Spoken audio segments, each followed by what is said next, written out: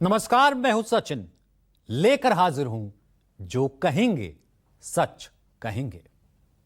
क्या बिहार में जारी वोटर वेरिफिकेशन यानी कि विशेष गहन पुनरीक्षण एसआईआर पर घमासान खत्म हो गया है? जवाब है सीधे तौर पर नहीं। बिहार एसआईआर में गड़बड़ी पर आरोप प्रत्यारोप का दौर एक बार फिर से नए सिरे से शुरू हो गया है। पहले ड्राफ्ट लिस्ट को लेकर के कई तरह के विवाद सामने आए थे। ड्राफ्ट लिस्ट में भारी गड़बड़ी का मुद्दा अभी थमा ही नहीं था कि चुनाव आयोग के नए आंकड़ों पर नया विवाद शुरू हो गया है।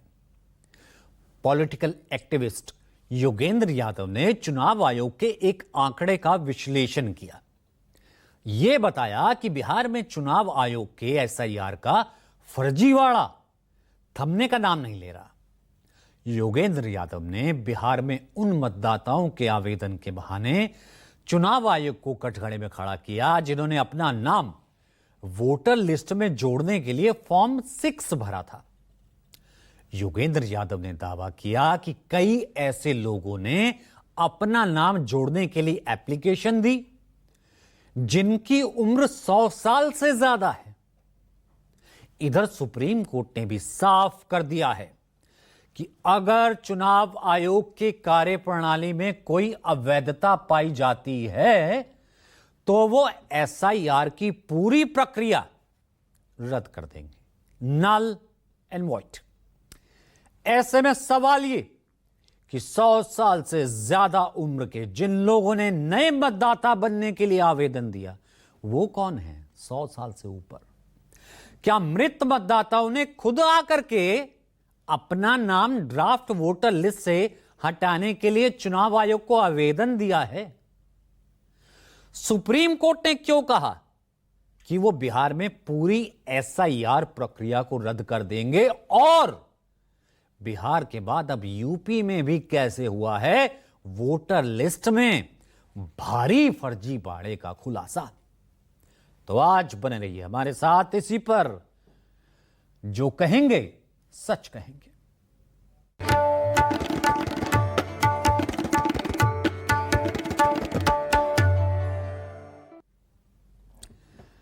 बिहार पिछले करीब 3 महीने से वोटर वेरिफिकेशन का काम चल रहा है।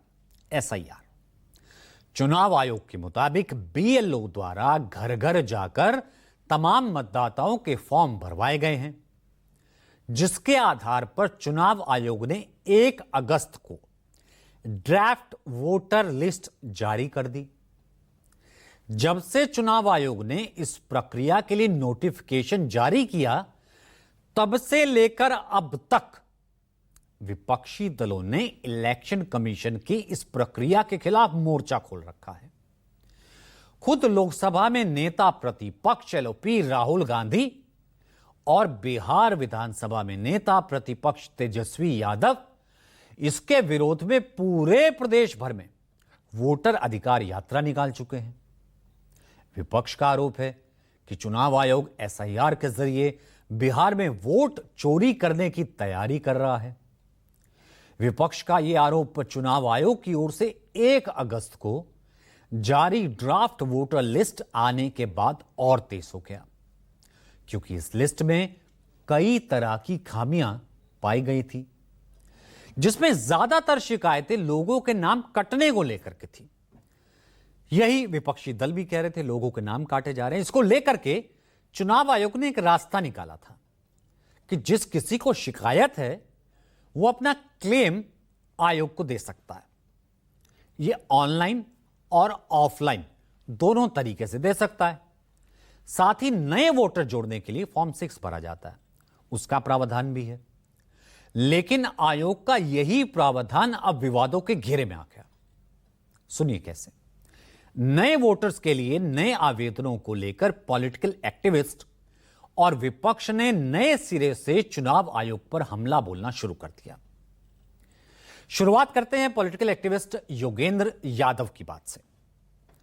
योगेंद्र यादव ने चुनाव आयोग के एक आंकड़े का जिक्र करते हुए कहा कि एसआईआर का फर्जीवाड़ा थमने का नाम नहीं ले रहा।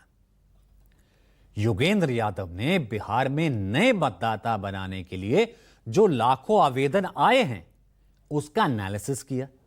उसका एनालिसिस करते हुए कहा कि यह हैरान करने वाली बात है कि 100 की उम्र से ज्यादा लोग भी फर्स्ट टाइम वोटर बनने के लिए आवेदन दे रहे हैं। सुनिए जरा। एसआईआर का फर्जीवाड़ा रुकने का नाम नहीं ले रहा। ड्राफ्ट लिस्ट आई, उसके बाद चुनाव आयोग ने कहा कि अब आप ऑब्जेक्शन और क्लेम फाइल कर सकते हैं। बताया कि 16 लाख नए लोगों ने आवेदन किया है और 4 लाख ऑब्जेक्शन मिले हैं। हमने उतार के देख लिए। पूरे नाम नहीं है, जो थोड़े से नाम चुनाव आयोग ने दिए हैं। कोई 4 लाख नए आवेदन का नाम दिया। नए आवेदन की उम्र कितनी होगी? 18 साल, 19 साल, 20 साल। हमने चेक किया, जो 4 लाख नाम अभी तक दिए हैं उनमें से सिर्फ 27% लोग ऐसे हैं जो 18, 19, 20 साल के हैं। चलिए आप खींच के 25 साल भी कर लीजिए, तब भी 40% ऐसे हैं जो कि 25 साल से ज़्यादा उम्र के हैं। और ये देखिए, ये 100 साल या उससे अधिक उम्र के लोग हैं जो कह रहे हैं मैं नया वोटर बनना चाह रहा हूं, मैंने आज तक कभी वोट नहीं दिया, कृपया मेरा नाम इसमें जोड़ दीजिए। मतलब क्या? फर्जीवाड़ा है, नई वोटर नहीं है। ये वो वोटर हैं 65 लाख में से जिनके नाम कट गए और चुनाव आयोग अपनी गलती ठीक करने के बजाय उनको कह रहा है कि तुम अपना पुराना एपिक कार्ड भूल जाओ और नए सिरे से फॉर्म 6 भरो। चुनाव आयोग का फर्जीवाड़ा है। दूसरा फर्जीवाड़ा ये देखिए ऑब्जेक्शंस में है। लोग ऑब्जेक्शन कर रहे हैं। कौन ऑब्जेक्शन कर रहा है? हमने पाया कि 58% ऑब्जेक्शन करने वाले लोग खुद अपने नाम के खिलाफ ऑब्जेक्शन कर रहे थे। ये लोग हैं जिन्होंने 1 महीना पहले फॉर्म भरा था, कहा था मेरा नाम जोड़ दीजिए। चुनाव आयोग कहता है कि लोगों ने अपने आप फॉर्म भरा है और 1 महीने के बाद वही व्यक्ति कह रहा है कि मेरा नाम काट दीजिए, क्योंकि मैं कहीं बाहर रहता हूं, क्योंकि मेरा कहीं और वोट बना हुआ है, मैं यहां नहीं रहता। 5 लोग कह रहे हैं कि मैं मृत हूं, मेरा नाम काट दीजिए, खुद कह रहे हैं। मतलब या तो उन्होंने अपना फॉर्म नहीं भरा था या ऑब्जेक्शन उन्होंने नहीं भरा है। सारा फर्जीवाड़ा बीएलओ के थ्रू चुनाव आयोग करवा रहा है। अब यही आरोप विपक्षी पार्टियां कांग्रेस और आरजेडी की तरफ से भी लगने शुरू हो गए हैं। कांग्रेस की ओर से कहा गया कि चुनाव आयोग ने नए मतदाताओं के 4 लाख नाम दिए हैं, ठीक है, जिसमें से केवल 27% लोगों की आयु ही 18 से 20 वर्ष के बीच है। बाकी सभी इससे ऊपर हैं जो फर्स्ट टाइम वोटर बनना चाहते हैं। कुछ लोग इसमें 100 वर्ष के ऊपर के भी हैं। कांग्रेस का आरोप है कि एसआईआर के नाम पर चुनाव में धांधली करने की पूरी साजिश बिहार में रची गई है। यह दिखाता है कि कहीं ना कहीं बिहार में चुनाव के दौरान बड़ी गड़बड़ी करने की कोशिश की जा रही है। बिहार में चुनावी फर्जीवाड़ा अभी भी जो इलेक्शन कमीशन कर रहा है वो पूरी तरह से जारी है।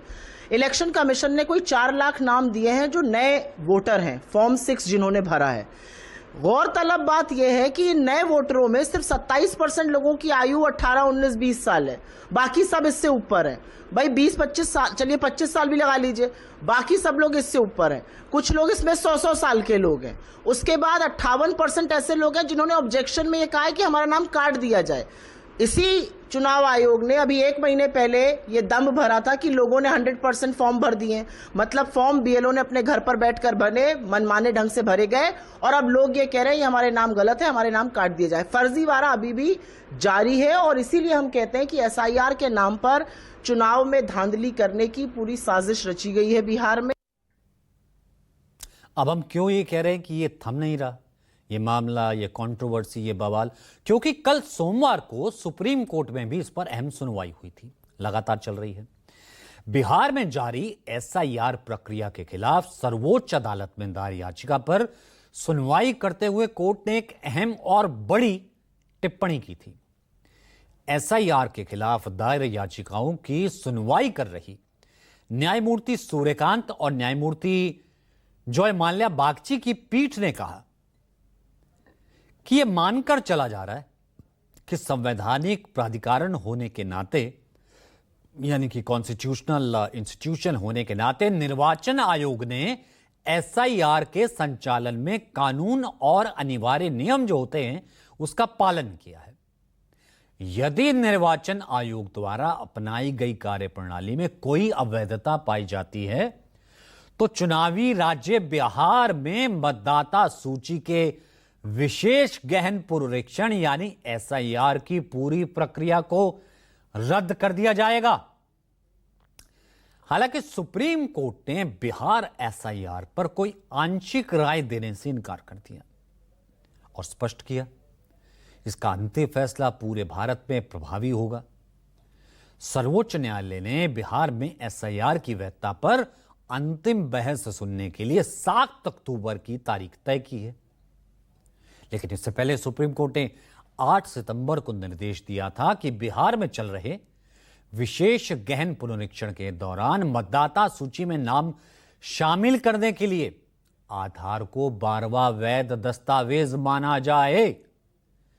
यह आदेश उन शिकायतों के बाद आया था जिसमें चुनाव अधिकारी शीर्ष अदालत द्वारा पहले दिए गए निर्देशों के बावजूद आधार कार्ड को 12वें दस्तावेज के रूप में स्वीकार करने से इनकार कर रहे थे। सुप्रीम कोर्ट ने स्पष्ट किया कि चूंकि आधार कार्ड को नागरिकता साबित करने वाला दस्तावेज नहीं माना जा सकता, फिर भी यह पहचान और निवास का वैध प्रमाण बना रहेगा। कोर्ट का तर्क था कि चुनाव आयोग द्वारा 11 दस्तावेजों की सूची से आधार को बाहर रखने से मतदाताओं को अनुचित रूप से बहुत नुकसान होगा, क्योंकि अन्य पहचान पत्रों की तुलना में आधार ज्यादातर लोगों के पास मौजूद है। उच्चतम न्यायालय के इस फैसले के बाद समाजवादी पार्टी चीफ अखिलेश यादव ने उम्मीद जताई कि सुप्रीम कोर्ट वोटर लिस्ट को चुनाव आयोग से ठीक कराएगी। जो वोट बनना है वो पूरा बनकर वोटर लिस्ट में शामिल हो। यही एनडीए के नेता भी कह रहे हैं कि बिहार में किसी मतदाताओं का नाम काटा ना जाए, वो वंचित ना हो। सुनिए जरा। हमें उम्मीद है कि सुप्रीम कोर्ट वोटर लिस्ट को चुनाव आयोग से ठीक कराएंगे और कोई भी वोट बचेगा नहीं। जो वोट बनना है वो पूरा बन करके वोटर लिस्ट के अंदर शामिल होगा। बिहार के एक एक मतदाताओं का अधिकार का कोई वंचित नहीं कर सकता है। हम जानते हैं और सभी लोग जान चुके हैं कि विपक्ष के जो लोग हैं बाहर के घुसपैठियों को अनधिकृत रूप से यहां बुला के और वोटर लिस्ट में नाम चढ़वाने की कोशिश कर रहे हैं, जो बिहार के लोगों का हकमारी होगा। दरअसल मतदाता सूची में अपडेट करने के मकसद से चुनाव आयोग ने बिहार में इलेक्शन से ठीक पहले एसआईआर की शुरुआत की थी।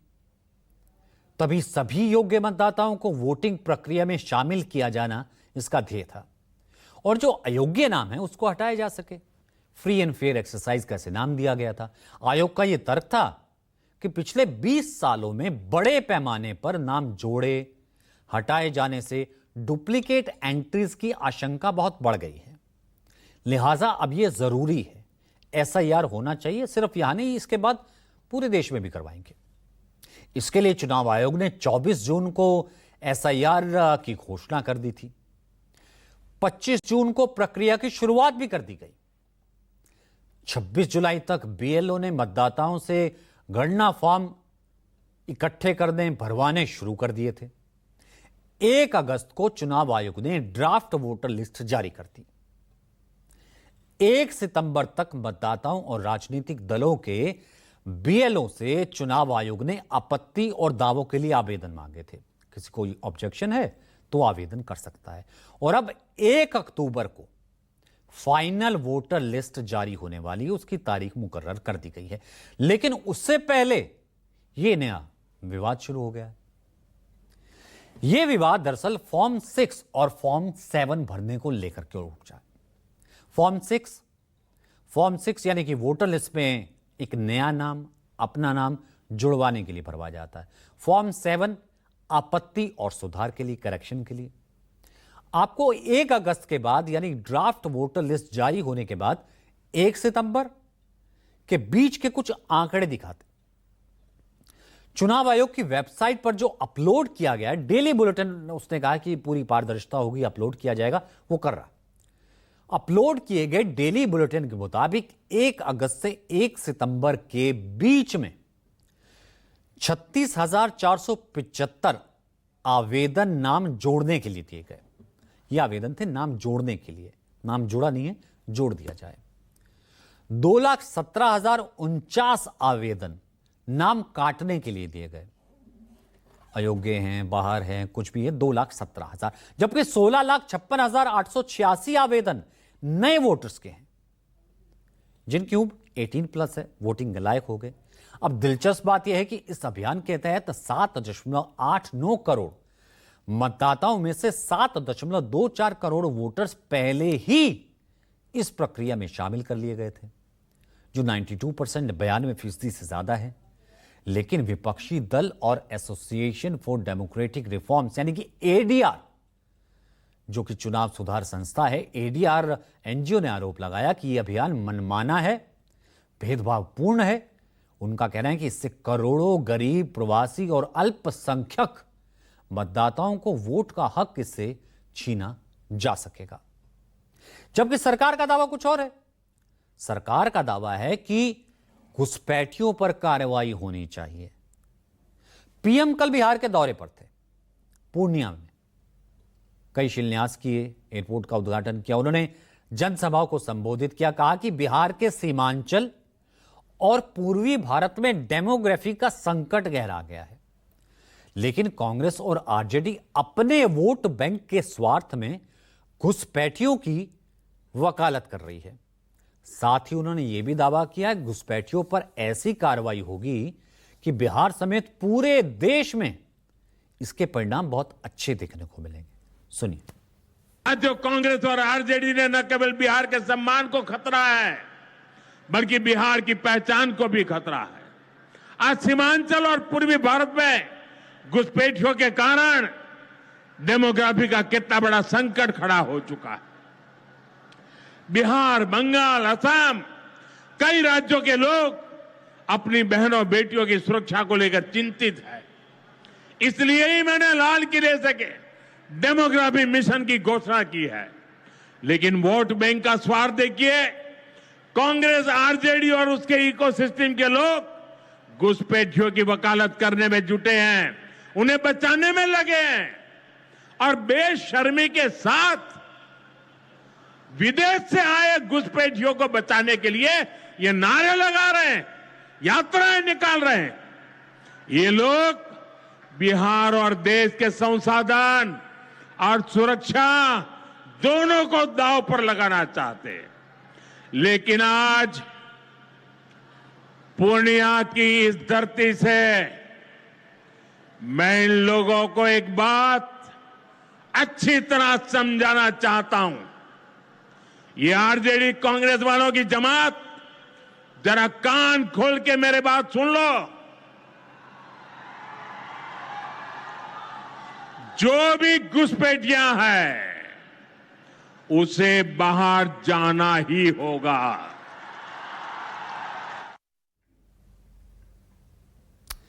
अब पीएम के इस बयान पर आरजेडी नेता और बिहार विधानसभा में नेता प्रतिपक्ष तेजस्वी यादव ने करारा पलटवार किया।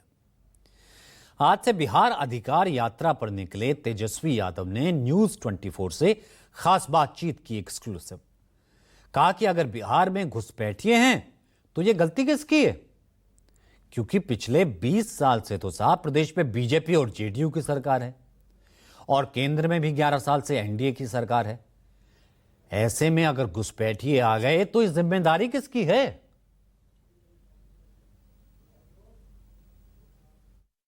प्रधानमंत्री कह रहे हैं घुसपैठियों को मदद करने के लिए महागठबंधन जो है, आरजेडी जो है, कांग्रेस जो है, वो लगातार बिहार में यात्रा कर रही है। घुसपैठी आया कैसे? जब बिहार में 20 साल से नीतीश कुमार और बीजेपी की सरकार है, 11 साल से नरेंद्र मोदी जी हैं, तो घुसपैठी आया कैसे? अगर आया है तो चुनाव आयोग ने अपने हलफनामे में एक भी घुसपैठी का जिक्र नहीं किया। खैर, बिहार में एसआईआर प्रक्रिया पर घमासान चल रहा है, अभी लंबा चलेगा। सुप्रीम कोर्ट भी है, तमाम चीजें भी हैं। वहीं इस बीच यूपी का रुख कर लेते हैं। यूपी में भी वोटर लिस्ट में गड़बड़ी का जिन बार आ गया। कहानी है यूपी के महोबा की, 2 गांव के वोटर लिस्ट में गड़बड़ी का मामला सामने आया है। आम आदमी पार्टी के राज्यसभा सांसद संजय सिंह ने प्रेस कॉन्फ्रेंस कर इन दोनों गांव के वोटर लिस्ट का हवाला दिया। कहा कि एक ही घर में हजारों वोटरों का नाम है, एक ही घर में। वहीं सत्ता पक्ष की ओर से सुहेलदेव भारतीय समाज पार्टी के अध्यक्ष ओम प्रकाश राजभर ने भी अपना तर्क रख दिया। सुनिए। महोबा जिले के एक गांव में 2 ऐसे घर थे जहां पे एक घर में 243 वोट और दूसरे घर में 185 वोट था। तो मैं तो इसी से बहुत ज्यादा हैरान था। लेकिन केचुआ जो है उसने कहा कि हम इतने कमजोर नहीं है, ऐसे मत समझना हमें, हम मोदी जी के केचुआ हैं, हम बड़े बड़े खेल करते हैं। तो आज जो है ये दूसरा खेल निकल आया। अब क्या है, एक घर में 4271 लोगों का वोट है। उत्तर प्रदेश में भी वोट घोटाले, वोट चोरी की कार्रवाई डंके की चोट पे भारतीय जनता पार्टी और केचुआ ने शुरू कर दी है। चुनाव आयोग कर क्या रहा है? जो मर गए हैं उनका नाम वोटर लिस्ट से निकाल रहा है, और जो प्रदेश छोड़ करके चले गए हैं दूसरे प्रदेश में, वो अपना वहाँ मतदाता सूची में नाम दर्ज करा लिए हैं, तो उनका नाम निकाल रहा है। तो कौन सा बुरा कर रहा है? ये लोग फर्जी वोट डाल करके लूटने वाले वोट, यही लोग जो है ये सब एक हैं, चाहे कांग्रेस हो, चाहे समाजवादी पार्टी हो, चाहे आरजेडी हो, ये सब एक के हैं। आरोप प्रत्यारोप अपनी जगह है, लेकिन असल सच्चाई क्या है? क्योंकि आपको मालूम है हम सच लेकर आते हैं तो पूरा लेकर के आते हैं, ग्राउंड तक जाते हैं, इन्वेस्टिगेशन करते हैं।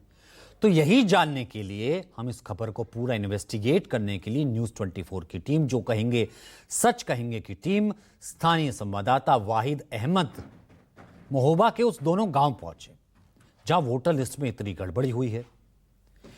उनकी ग्राउंड रिपोर्ट क्या कहती है, ये सच देखिए। उत्तर प्रदेश का महोबा जिला महोत्सव नगर के पास महोत्सव नगर के नाम से भी जाना जाता है। इसका समृद्ध इतिहास इसकी पहचान बताता है, लेकिन इन दिनों महोबा जिला तमाम अखबारों और मीडिया चैनलों की सुर्खियों में बना है। आपके टीवी स्क्रीन पर इस वक्त तस्वीरें महोबा जिले के पनवाड़ी विकास खंड की हैं, जहां मौजूद अधिकारी इस वक्त गांव की वोटर लिस्ट की जांच करते दिखाई दे रहे हैं। अब सवाल यह है, इस जांच की जरूरत क्यों पड़ी? तो अब आप ये भी जान लीजिए। दरअसल महोबा जिले के गांव पनवाड़ी और जैतपुर की पंचायत को वोटर लिस्ट पे गड़बड़ी पाई गई है। भले ही दुनिया का सबसे बड़ा परिवार भारत के मिजोरम राज्य में रहता हो, जिसमें 100 कमरे और 180 सदस्य निवास करते हैं, लेकिन उत्तर प्रदेश के महोबा जिले में एक ऐसा परिवार है जो अपने आप में चर्चा का विषय बना हुआ है। मतदाता सूची में एक ऐसा रिकॉर्ड दर्ज हुआ है जिसमें सबको सकते में डाल दिया है। मतदाता सूची में मकान संख्या 803 में एक नहीं, दो नहीं, बल्कि हजारों की संख्या में मतदाता एक ही मकान में एक ही छत के नीचे रहते हुए नजर आ रहे हैं, जो निर्वाचन आयोग के कर्मचारियों की लापरवाही को उजागर करने के लिए काफी हैं। दरअसल महोबा जिले के गांव जैतपुर के मकान संख्या 803 में एक या दो नहीं, बल्कि हजारों मतदाता रहते हैं। एक घर में रहने वाले लोगों की संख्या 4271 बताई जा रही है। सिर्फ यही नहीं, गांव पनवाड़ी में भी कुछ ऐसा ही हाल है। यहाँ भी वार्ड नंबर 13 में भजनपुरा के मकान नंबर 296 से 243 वोटर हैं, जबकि 997 में 185 मतदाता हैं। इसके अलावा मकान नंबर 1702 में 29 खुद मकान मालिक भी निर्वाचन आयोग की सूची पर सवाल उठा रहे हैं। मैंने मतदाता सूची देखी, जब मैंने उस मतदाता सूची में देखी कि 96 में 246 मकान संख्या दर्ज है। हम मात्र 6 लोग वोटर हैं उस एक मकान में। ये इतने दर्ज कहाँ से हो गए? ये बीएलओ साहब से लोगों को दर्शाया गया, आपके मकान 250 लोगों को दर्शाया गया, कम से कम 246 लोगों को दर्शाया गया 96 में, तो 97 में अलग है। 97 कितना है? 97 में 185 ये ऐसी मामला है, हमने देखा है। हम बीएलओ साहब से पूछना चाहते हैं कि किस आधार पे दर्शाया गए हैं लोगों को? एक मकान में इतनी आबादी कहाँ से आ गई? एक ही मकान में इतने लोगों के नाम रजिस्टर होना वाकई चौंकाने वाला है। गांव के लोगों के लिए बेहद हैरान कर देने वाला मामला है। और ग्रामीण इसे चुनाव कर्मचारियों की बड़ी गलती मान रहे हैं। इसमें सुधार होना चाहिए, ऐसा नहीं होना चाहिए। उन्होंने गलत किए है। 996 में उनके काफी लोग दर्ज हैं, 243 लोग दर्ज हुए हैं। दूसरा मकान है इनका 997 185 लोग दर्ज हैं। ऐसा संभव है कि एक मकान में आपके साथ मतलब कितने लोग रह सकते हैं? 4000 लोग रह सकते हैं क्या? इसमें लापरवाही BLO मतलब संबंधित अधिकारियों की है, लापरवाही और है। और हमेशा जो है जितनी भी वोटर लिस्टें बनी है सब अनियमित बनी है। ये कहीं मतलब निश्चित नहीं है कि ये एक ही लाइन से बनी है। सभासद बबलू का कहना है कि ये गलती गहरी लापरवाही को दिखाती है। अनुसूचित जाति बहुल्य वाले वार्ड में मुस्लिम और ब्राह्मण परिवार को अनुसूचित जाति के परिवार वाले मकान में दर्ज कर देना गंभीर आपत्ति का विषय है। सभासद ने इस मामले में जांच की मांग की है। 13 में ये 185 लोग दर्ज हैं और दूसरे वाले मकान 243 लोग दर्ज हैं। कितने लोग नहीं है सर? हैं एक मकान में 2 लोग हैं और वोटिंग में और एक मकान में 6 लोग हैं। इस गड़बड़ी के उजागर होने के बाद स्थानीय BLO जय प्रकाश वर्मा का कहना है कि जब वो मतदाता पुनरीक्षण कर रहा था, इस दौरान ये त्रुटि सामने आई है। आयोग ही अब इस गलती को सही करेगा। इसमें त्रुटियां हैं तो इसमें अब आयोग संशोधन करा रहा है, पुनरीक्षण का कार्य चल रहा है, तो किया जा रहा है संशोधन। वहीं इस मामले में अपर जिलाधिकारी का कहना है 2021 में हुए मतदाता पुनरीक्षण के दौरान ये त्रुटि हुई है, जिसकी वजह से एक ही मकान नंबर में हुई वोटर्स के नाम दर्ज हो गए। हालांकि इस लिस्ट के पुनरीक्षण का काम किया जा रहा है, जल्द ही सारी गलती को सुधार लिया जाएगा। जो 2021 में मतदाता सूची का पुनरीक्षण हुआ होगा उसमें BLO के द्वारा ये ध्यान नहीं दिया गया और उसमें कई मकान नंबर लोगों के मकान एक ही डाल दिए गए। इनको वेरीफाई BLO से भी कराया गया है। वोटर उसमें सब उसी ग्राम पंचायत के हैं, वोटर को लेकर कोई इशू नहीं है। ये एक लिपिकी त्रुटि है, इसको दुरुस्त करने के लिए संशोधन की कार्रवाई की जाए। बता दें, उत्तर प्रदेश में कुछ समय बाद ही पंचायत चुनाव होने हैं। ऐसे में मामला यूपी में चुनावी तैयारियों पर सवाल खड़े करता है। अब सबकी नजर इस बात पर है कि निर्वाचन आयोग इस गलती को लेकर क्या एक्शन लेता है और इसे कैसे दूर करता है।